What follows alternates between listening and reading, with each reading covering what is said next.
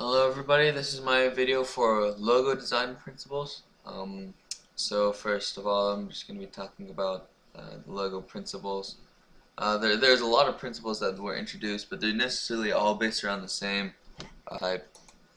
So first of all, there's research, and when doing a logo, you have to do some research about the company that you're doing the logo for. Basically ask them questions about what they want, how they want it, do some background research on the company, uh, things like that to give you a basic idea of what the logo should be. Next is to brainstorm and generate ideas, and this is basically the same thing as preliminary sketches. What you do is the greatest designers all start out on a piece of paper, and what they do is they just put it on, get a piece of paper and just start sketching 20 to 30 logos, just like basic ideas.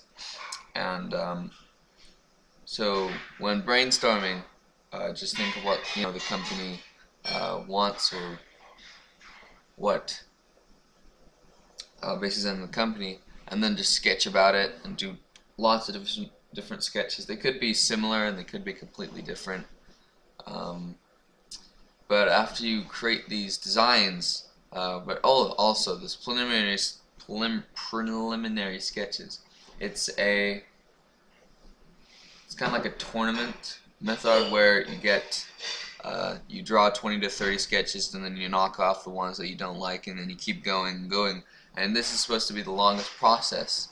This is the one that designers take the most time on, is the preliminary sketches. So after you've got the preliminary sketches, you develop vector designs, which basically means using Illustrator to create the design. And when creating the logo on Photoshop or Illustrator or whatnot, it's best to use grayscale, mainly for the cause of that it can look good in grayscale. Because if you start in color and you do out the whole logo in color, and then suddenly you go grayscale and it doesn't look good at all, then you're gonna have to start over.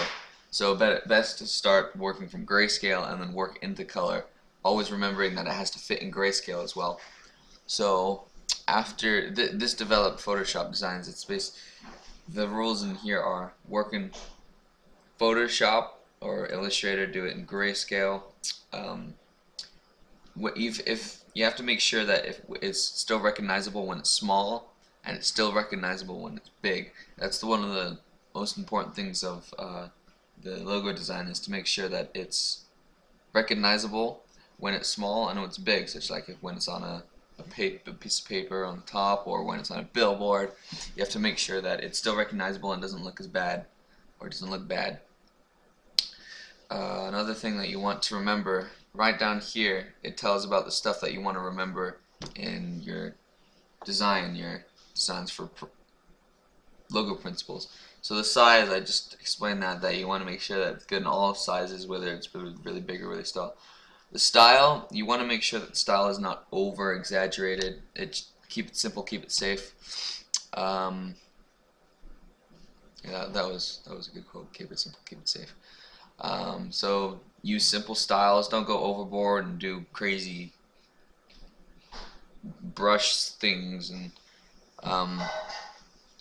yeah, the style you should always use the same font and the same colors. You don't want to use more than 2 fonts, and you usually don't want to use more than 3 colors. And that's going with color. Typography is majorly essential in typography. You don't want to use one of the basic ones, the ones that they use all the time, such as Comic Sans or Redana or Times New Roman. It depends. The typography also depends on what the business is. If it's a business for, let's say, a really big, serious business, you're not going to use some spunky text like you would if you were using it in a younger perspective. If it was a younger perspective, such as like a music store or something like that, such as iTunes or whatever, just for like younglings, then maybe interesting text would be a better usage. But mainly keep to the keep basic unless it's specifically told that you should use something else. When I say basic, I mean sans serif and serif fonts that aren't the usuals. Otherwise, it will seem amateurish and too basic. And there is too basic designs, but it just has to be simple, not basic. Originality. You do not want to copy off of other designs. That's the mistake. These designs have to be your own thoughts put on a piece of paper onto a computer, not somebody else's design onto yours. And another thing about it is that you want to make sure that your logo can be used and doesn't have to be changed. So, such as in the example of Coca-Cola and Pepsi, Pepsi has changed theirs maybe 7 times since they started, while Coca-Cola has not changed once. So it's best not to change it. So the next, send the client, you just send it to the client so they can tell you what they want you to remove or add or change, and you finalize the design and make sure it's all perfect, pretty, and then you resubmit it to the client. And through these steps you can create a good logo. You want to make sure, I think the biggest thing about logos is not to make it too posh, meaning that you don't want to make it so complicated, because it look like I have personal experience on this. When I was doing a logo design class, I created designs that were just so complicatedly colorful, and I thought they looked good, but they looked supposedly horrible to others. So it is best not to make it super exaggeratedly colorful, and also you want to make the text readable. The reason why I'm saying this is because in some logos the background color messes up with the text, and which is not a good thing, because then that creates a bad logo. So these are the things about a logo design you need to remember. Thanks for watching, and bye. Right, sorry, I forgot to show you some logo designs. My fault, sorry, but you know, nothing's lost. I'm still showing them. So this is just a website that shows very good designs, and you see this the writer's window. I thought that is a really creative one, because you see it looks like a pen, but it's also a window. If you see that with the curtains, and that's like the latchet thingy. I thought that.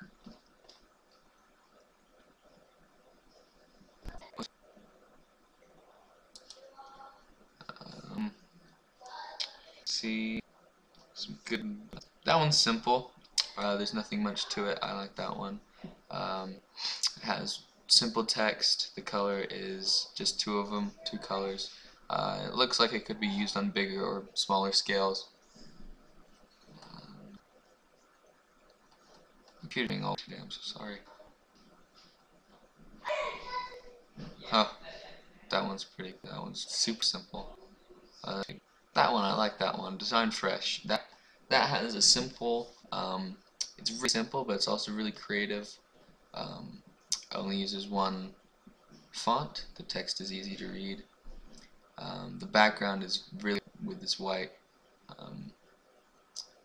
text. It's got like this shadow thingy, which makes it neat, and it's original.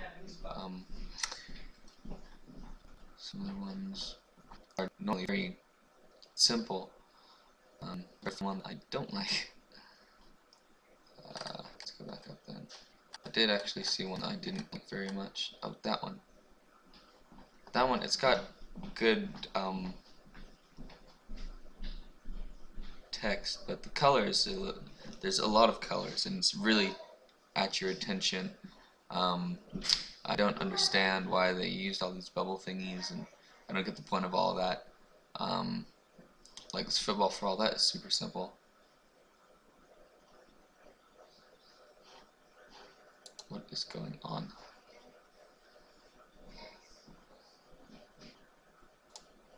My apologies. Dude, just close out.